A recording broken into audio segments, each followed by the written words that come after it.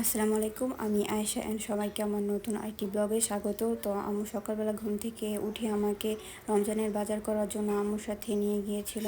তো আম্মু বাজারে গিয়ে পুদিনা পাতা দেখে, তো আম্মুর আবার পুদিনা পাতা পছন্দ হয়। তো আম্মু এর মধ্যে পুদিনা পাতা নিয়ে নেয়।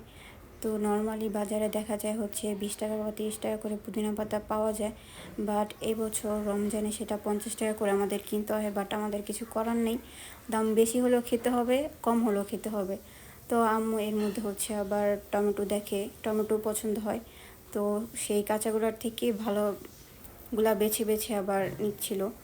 তো সামনের দিকে হেঁটে আমরা আবার ফলের দোকানে চলে আসি ফল কেনার জন্য, যেহেতু রমজানের বাজার। তো আম্মু ফলগুলো দেখতেছিল। আর এবছর প্রত্যেকটা পণ্যের দাম বেশি। তার মধ্যে ভাইরা বলতেছিল যে কালকে আরও দাম বাড়বে নাকি। তো এখানে হচ্ছে আমরা আপেল, মালটা আর নাশপাতি নিলাম কিছু। তারপর বাজার শেষ করে আমরা হোটেলে চলে আসি নাস্তা নেওয়ার জন্য। নাস্তা কেনা শেষ করে আমি চলে যাই মুদির দোকানে চানাচুর কেনার জন্য। তো আঙ্কেল অনেক খোঁজাখুঁজি করে আমাকে অবশেষে চানাচুর দেয়। তো আমি চানাচুর নিয়ে বাড়ির দিকে চলে আসি। তো আজকের ব্লগটা এই পর্যন্ত। সবাই সুস্থ থাকবেন, ভালো থাকবেন। আবার দেখা হবে নেক্সট কোনো ব্লগে। আল্লাহ হাফেজ।